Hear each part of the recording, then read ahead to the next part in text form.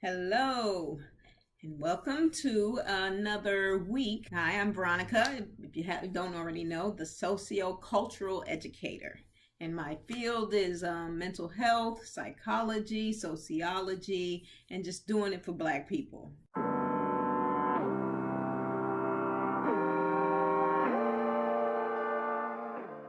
I'm talking to you, Black people. And if you've been watching this channel, you can already understand why and kind of where I come from. So that being said, we are doing another segment here on mental health, and we are going to be talking about depression. I started the first series, the how-to in terms of Black mental health, with grief. And I did that intentionally. You would think that I would start with depression as opposed to grief, but I did that purposely, and now I get a chance to finally explain that. And the reason that I did do grief first is because I think that Black people are experiencing grief. I think that we are experiencing depression as well, and that's why we're doing depression now, and they kind of overlap for us, as so many things do with regards to psychology. The thing about psychology and Black people, a lot of times, obviously, we are never specifically the focus group in terms of how these dynamics are created, developed, come to some sort of fruition. We are certainly not the guinea pigs for that. So just wanting to, again, say that I think that Black people are in grief, and that was one of the reasons that we discussed grief. We don't have an opportunity a lot of times to heal from our wounds and our scars as Black people having this existence here in America and global anti-Blackness. So globally, there's plenty of places, unfortunately, that just for the color of our skin going all over the world, we can experience things. But there is definitely some challenges for the anti-Blackness and the global Blackness that has been created, and there's been a template for all the continents, or 6 of the 7 continents, of anti-Blackness and oppression and racism and just, classism that affects us, and that there are some intentional efforts that have always been made and put in place to keep it that way.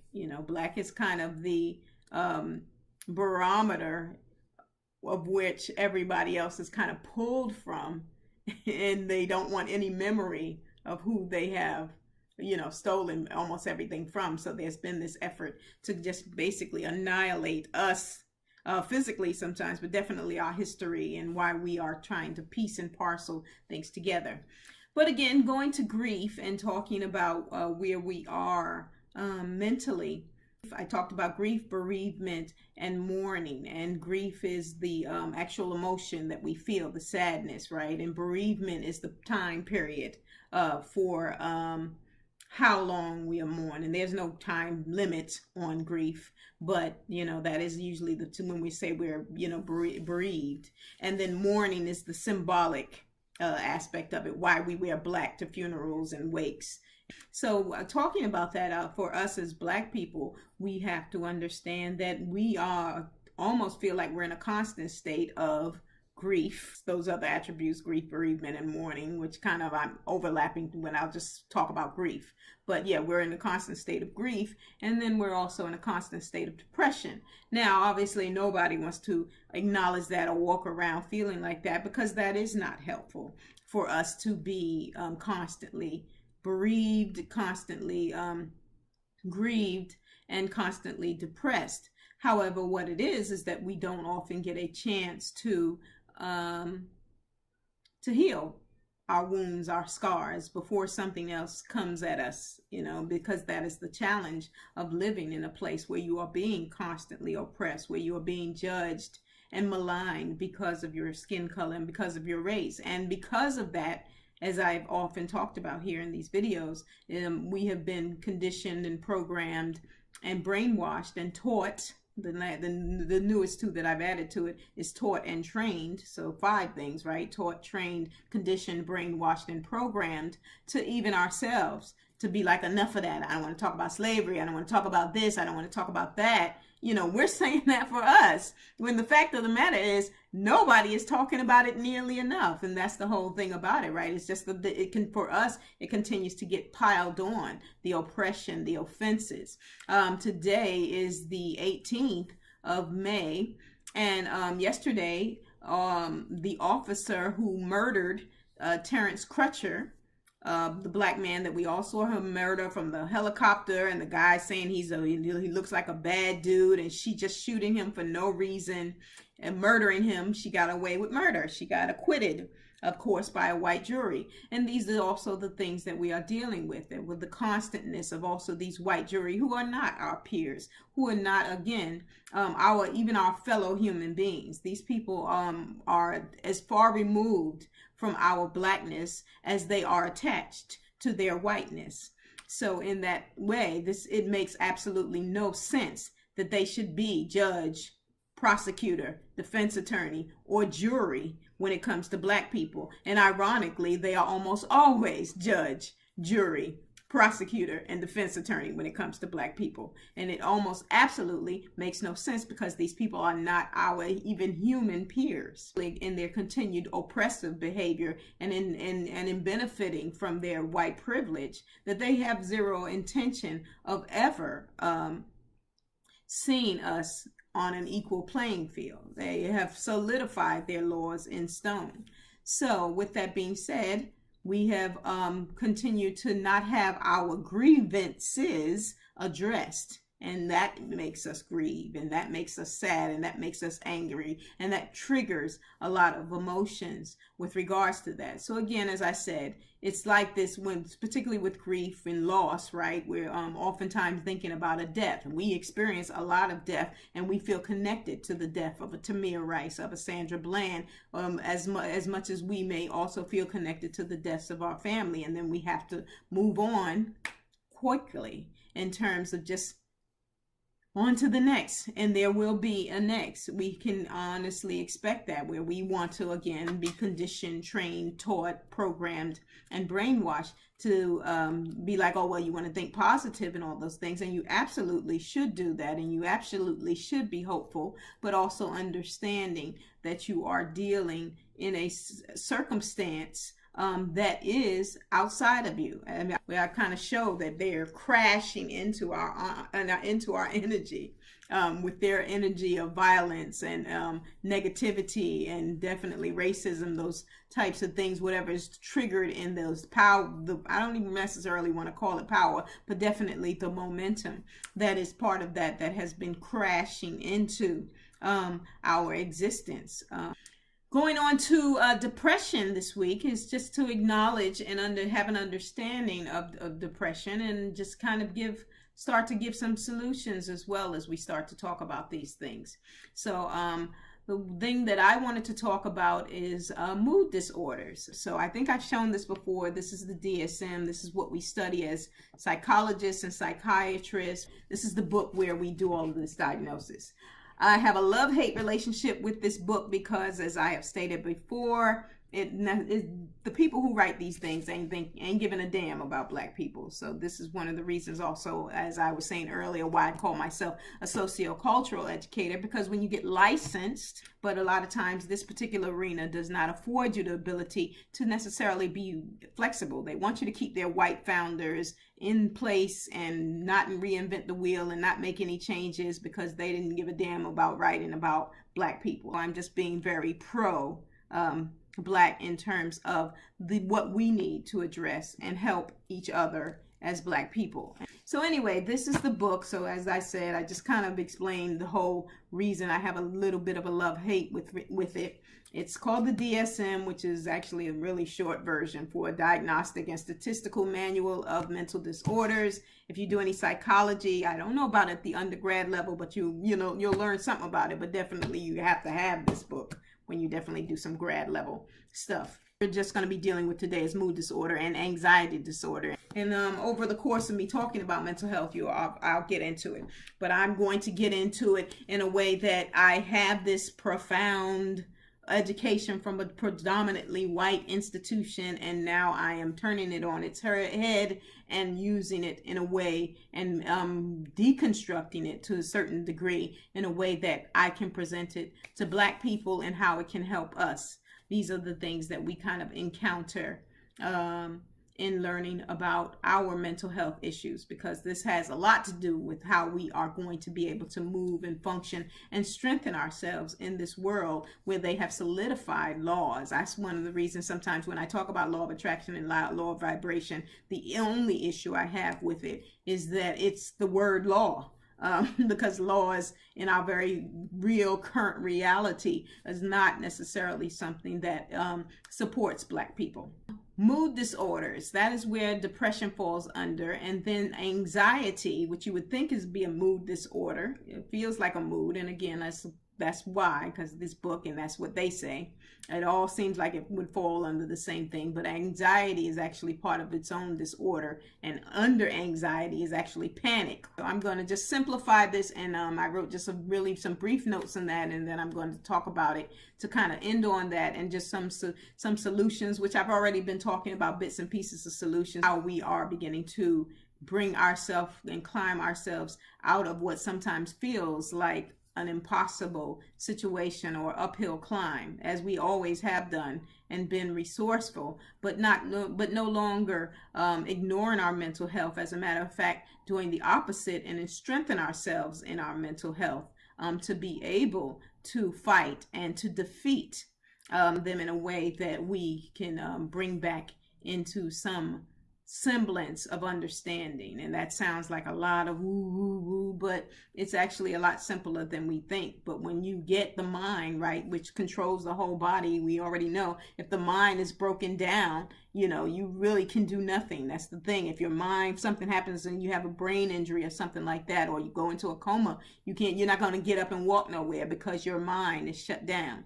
So this is the thing, when they have managed to beat and kill and oppress and suppress you in such a way where your mind has been weakened and you don't have your power, you don't have your magic, for lack of a better word, anymore, your strength, all of those types. So mood disorders.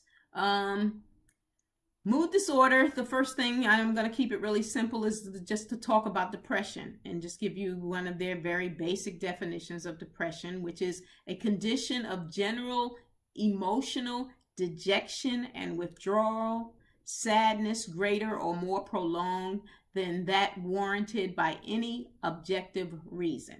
So basically, you're just feeling sad. You can also be feeling mad and angry, but it almost always kind of comes back to a foundation of sadness that you feel, it's feeling good and feeling bad, as we talk about in law of attraction. But this is pretty primarily in something that you feel sadness, and then there's this kind of indescribable feeling, but it's not a good feeling. And that's kind of what I like to describe as kind of a undefined depression, almost ultimately a sadness and a dissatisfaction, a dis-ease in the way that you are feeling emotionally. They have dejection, deflated, powerlessness. Those are things, particularly with regard to Black people, that can trigger the depression, the sadness, the anger, the madness that that almost always brings you round and round to depression. So clinical depression is a little bit more, and you hear that in something that they diagnose you with, and it's just a depression so severe as to be considered abnormal. Well, what is normal? But this is their definition. So considered abnormal, either because of no obvious environmental causes or because the reaction to unfortunate life circumstances is more intense or prolonged than would generally be expected. So again, it's just saying that it's a more serious form of depression that is not within the norms of a sadness that is temporary or anger that is temporary. And you just are going through something, but you're going to snap out of it. And a lot of times when it's prolonged depression, sadness, and all those types of things. With regards to bipolar, it became kind of fashionable to make everything bipolar. Bipolar 1 is bipolar 1 and bipolar 2. So bipolar 1 is characterized by one or more manic or mixed episodes, usually accompanied by a major depressive episode, and bipolar 2 is characterized by one or more major depressive episodes accompanied by at least one hypomanic episode. I know you just like, what was all of that? That's kind of what I used to say sometimes when I'd be in class. I just learned it so I could pass it on the test. But anyway, the thing about it is, what we tend to look at it is, and most people have simplified it themselves, is it just seems like somebody is in a mood swing, right? 1 minute they up, 1 minute they down. 1 minute you feeling kind of high and hyper, and the next minute you feeling kind of low. And so let's just leave it at that, because one of the things, as I said, they got very comfortable diagnosing a lot of people with bipolar, and people just accepted it because it just seemed like, besides saying depression, it was something else to say.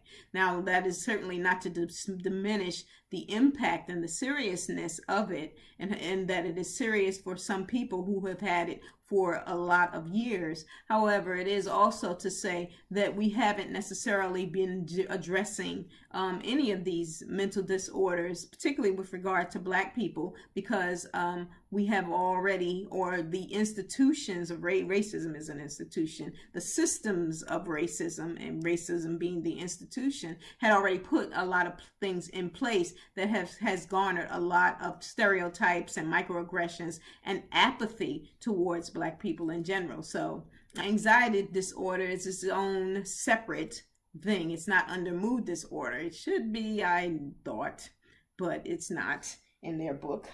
So in their book, it's its own little separate disorder,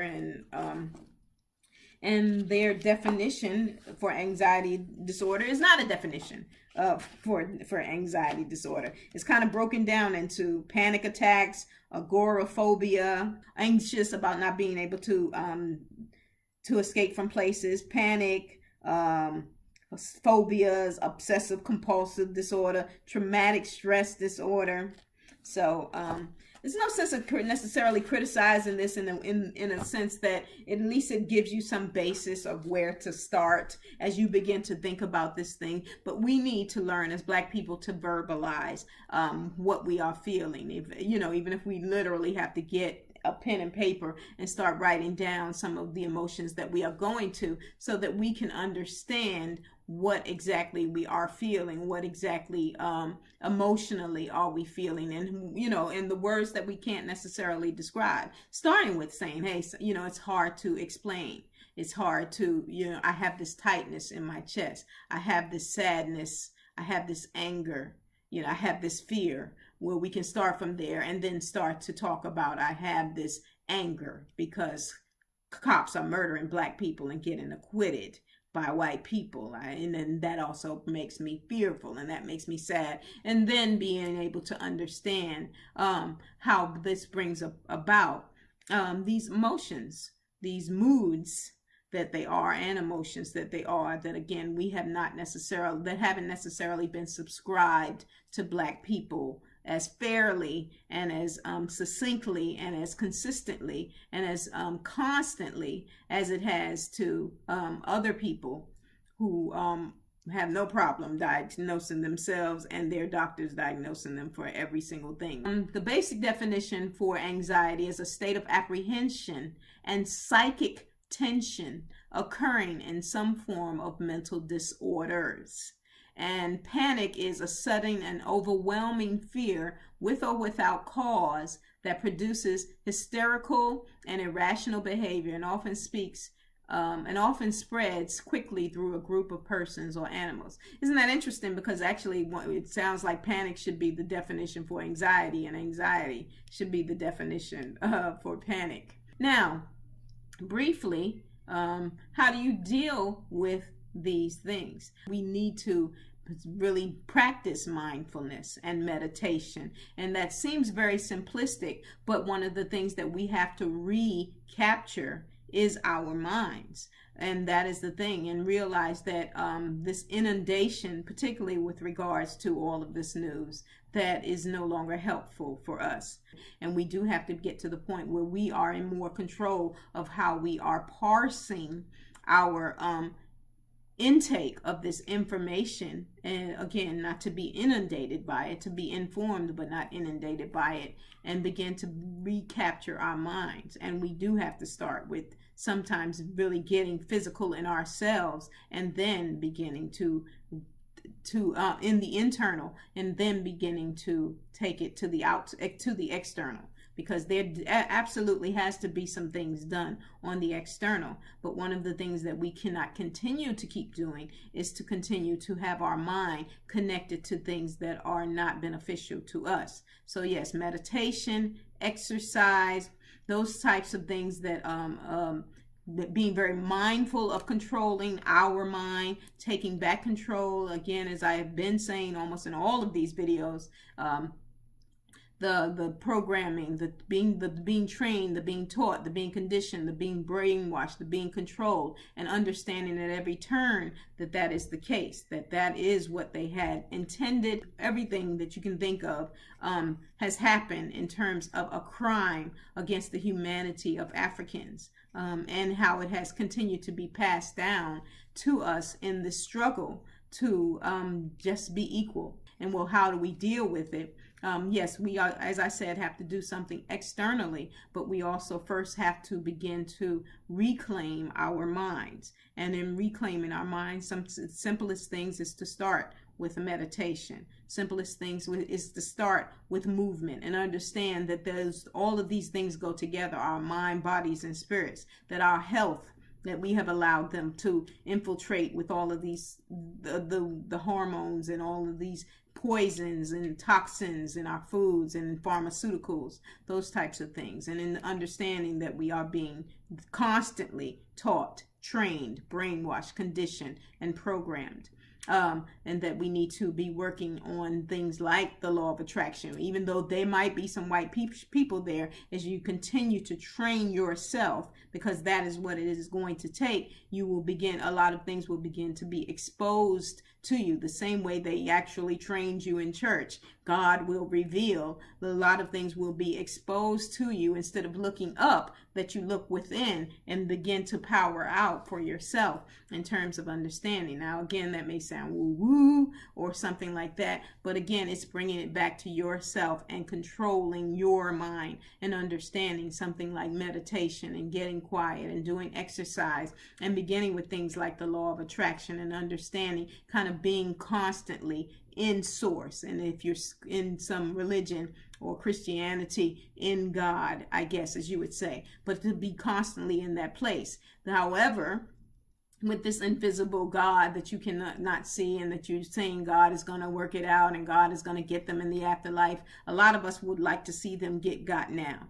And so, and if you are thinking in that process, then you also want to stop thinking of, again, looking up into the sky, looking up into the stars, and get into your mindset that you are thinking in your reality and in your now, with what you can see and what you can control, as opposed to this invisible God that, when they have given you images of him, he's been a blonde and blue-eyed white man, and that's also problematic. So again, because a lot of things have come down to race, and that's how they intended it, because they knew what they did to a very powerful people, and how they were able to continue to do it, who took it by force and by violence, energy, momentum. It sounds very simplistic, but sometimes the very first things is to recognize, to get aware, to be aware. But as you begin to understand it for yourself, you will also get an understanding that there is some awareness that we have suppressed, because there's a lot of times it's easier not to see when you're constantly being oppressed and victimized, and they have taught you and trained you and programmed you and conditioned you and brainwashed you. And yes, I'm going to say that a lot on all of these videos, to no longer think of yourself as the one who is the victim here, instead of being like, yeah, we need to stop talking about it. They got you saying that when they're not talking about it in the first place. So anyway, it's just to start being aware. So we're going to start there, and there's going to be a lot of series of talks on this topic, but just be mindful that we are talking about awareness, to start being aware. Start being aware through meditation. Start being aware through exercise. Once you start getting in tune with your body, once you start getting in tune with your mind. Yes, have your goals, have your plans, have your wants, have your needs, absolutely. And also get into things like the law of vibration and the law of attraction. But we definitely want to make sure that we are practicing mindfulness, that we are getting into our minds, that we are getting into our bodies, and that this is also part of those of us who feel like warriors. There's going to be everybody who's going to be on different aspects of this. There might be the teachers, they might be the doctors, they might be the scholars, they might be the warriors. Those people who, depending on where you feel like it will come to you in terms of what it is, where your strength is going to lie, so that yes, you can be your Superman or Superwoman in this process of defeating a constant enemy who has taken everything by violence and force, right? With your the biblical thing is the violent taken by force or whatever, and things like that. Again, you probably need to think of that in a little different context and understand what needs to actually be, who is the enemy and who needs to be taken by violence and by force, and starting in your mind. And they would laugh and just say, well, we got guns, right? Because they built the only thing they actually ever invented was the patent office. But through the patent office, we got things like tell a vision programming. And right, they also got the gun before they built the light bulb. So before they let there be light, let there be violence. So this is how you need to understand who you are dealing with. So I have a lot of nuggets. I know that was a nugget right there, but I have a lot of nuggets to share. And one of the things about it is also just trying to mentally get you prepared to be aware, to be mindful, to get your body intact. No matter what age you are, it's never too late for any of us. As long as we are still here, unfortunately, we're going to have more sacrificial lambs, in your Christian terminology, before it's over. But we can save ourselves, those of us, and then also save some generations, because that is what needs to happen. And everybody is going to be talking about a lot of different things, so maybe this is one aspect, and then you need to go hear from somebody else about another aspect. This is the lane that I'm coming from, to start saying we need to get our minds in the game. And we're not getting on the floor to throw a basketball and all those things. Nothing necessarily is wrong with that, but to do a lot more and a lot more damage to the people who have been doing a lot of damage to us. So with that being said, this is Veronica, sociocultural educator at this point. I'm bringing some mental health to my Black people, and just kind of keep going, be hopeful, stay alive. We will win, no matter what it looks like. They are not going to do away from us. We don't have to show our worthiness and our usefulness to them. This is a process that we will continue to come out on the other side. So until next time, stick with me, and I will actually be sharing a lot with you. And I'm coming from my source, and hopefully we get you to your source, to give you the strength that you need. So be mindful. Get your work on, get your workout on. You know, we could all do better, and meditate. And I'll see you next time. Take care. Subscribe to Turner's Church. Watch Javon or J. Michael Clark here on YouTube. The Naked Girls and Total Woman. Also, these are all part of Turner's Church. We're all part of the Blue Dotted Line Squad, Bubbles and the Bears. And I'll see you next time. Thanks for tuning in. Bye now.